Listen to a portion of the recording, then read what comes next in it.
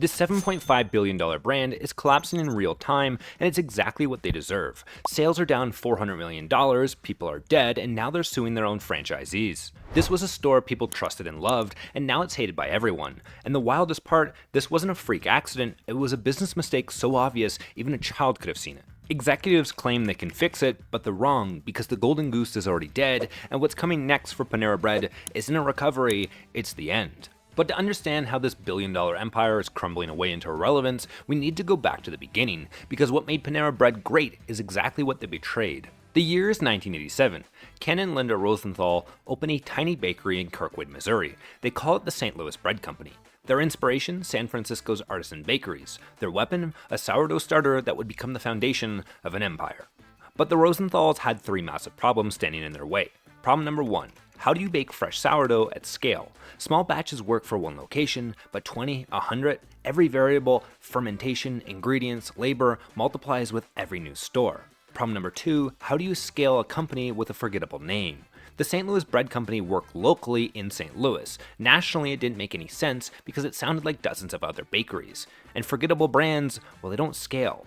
And finally, problem number three, how do you convince Americans to pay $8 for a sandwich when Subway sells them for $5?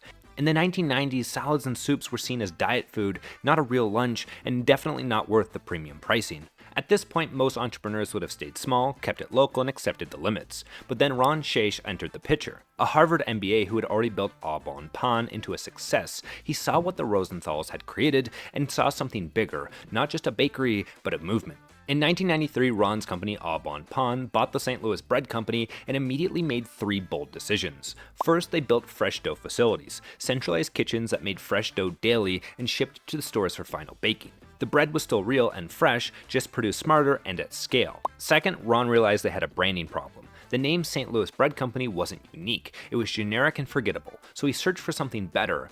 What he landed on was Panera Bread, Latin for bread basket, simple and memorable.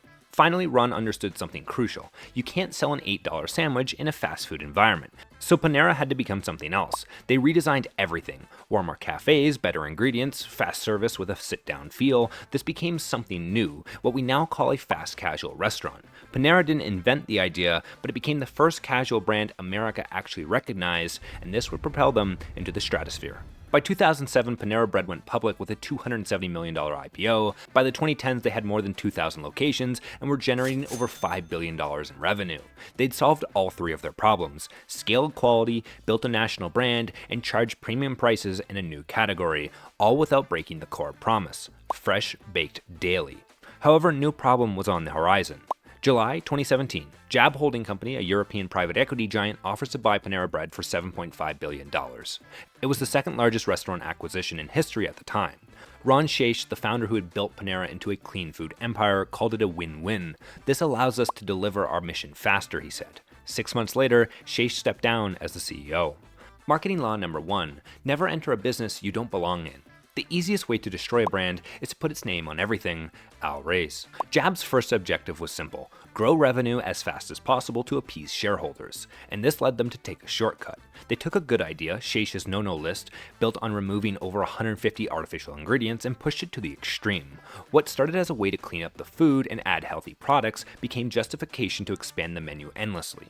By the late 2010s, Panera's menu had exploded into hundreds of items. That decision didn't just complicate operations, it made them unmanageable. And in 2022, it produced one of the most controversial products in its history, Charged Lemonade. Marketed as clean energy made from natural ingredients, it seemed too good to be true, and it was, because what they didn't emphasize was the caffeine content.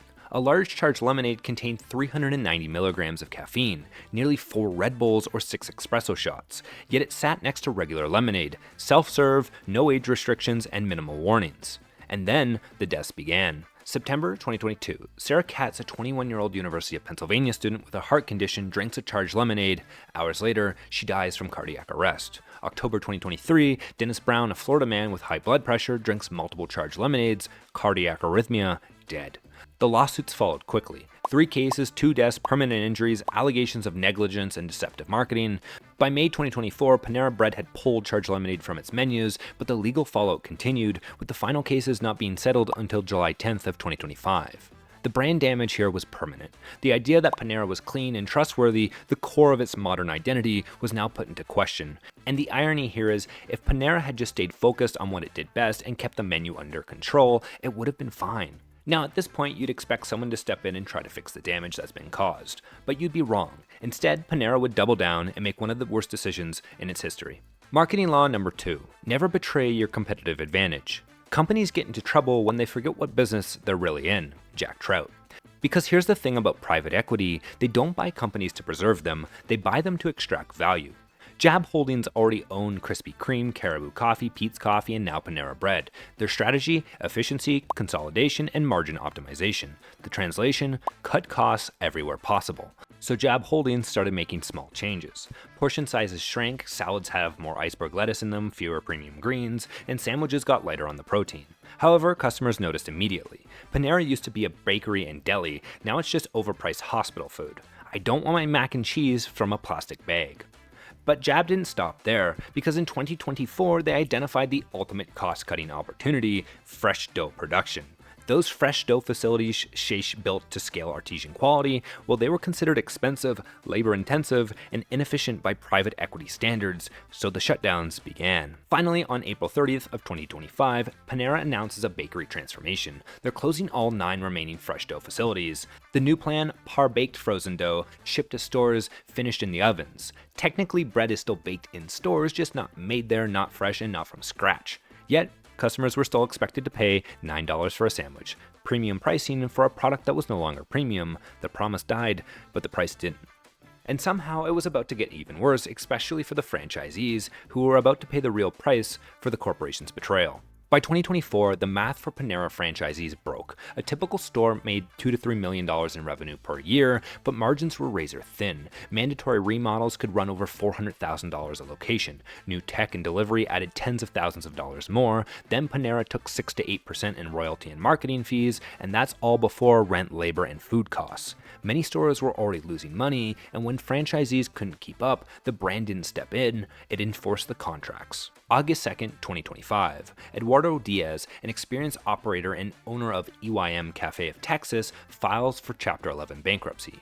Diaz had operated 15 Panera locations across Houston. He bought them back in 2019, confident in the brand. 6 years later, he was in over $10 million of debt. Now, you may ask what happened. Well, the margins had collapsed, the royalties and fees piled up, and instead of restructuring, Panera terminated the franchises. Diaz refused to immediately shut down the stores and lay off over 100 employees. Panera responded with a lawsuit. All 15 locations were closed immediately, and every employee laid off. And that's when the damage escaped the courtroom. Yes, you can sue your own franchisees, but just because something is legal doesn't make it wise. When a company sues the people who invested millions to build its brand, it sends a message. To franchisees, risk, not partnership. To customers, if they'll do that to their own stores, what will they do to us? And brands aren't built on food or price, they're built on trust. And the real consequences of Jab's decisions were about to become impossible to ignore. Marketing law number 3. The market always decides. Inside an organization, there are only cost centers. The only profit center is the customer whose check has not bounced. Peter Drucker. By early 2025, the market delivered its verdict. Sales fell $400 million, $6.5 billion in 2023 to $6.1 billion in 2024. The first post-COVID sales decline in Panera's history. Even more telling, Panera's CEO Paul Carbone publicly admitted that this wasn't new.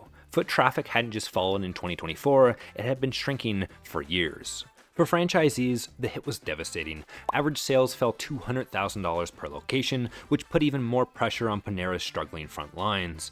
But it's important to note, sales can rebound. However, your place in the market almost never does. And here's the numbers that really matter. Panera fell from the number 1 spot in the fast casual category to number 3, behind Chipotle, behind Panda Express. And according to marketing legend Al Reyes, that's fatal. Because in most categories, the human mind only remembers 2 brands. Think Coke and Pepsi, McDonald's and Burger King, Nike and Adidas. The third, well, they disappear.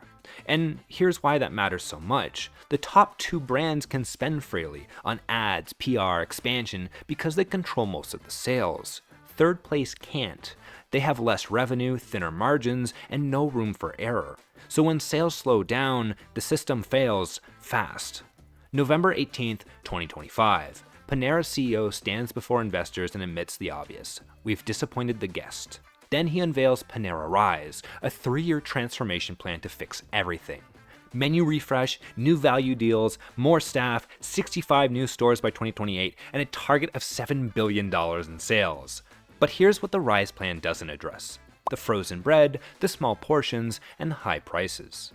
The market responded immediately. Panera's Ultimate Sip Club subscriptions fell 20% after the so-called 2025 improvements. Meanwhile, competitors like Chipotle and Panda Express keep growing, and in a cruel twist of fate, newer fast casual brands like Cava are emerging, backed by investors who actually understand the category, including their lead investor and our old friend, Ron Shaich.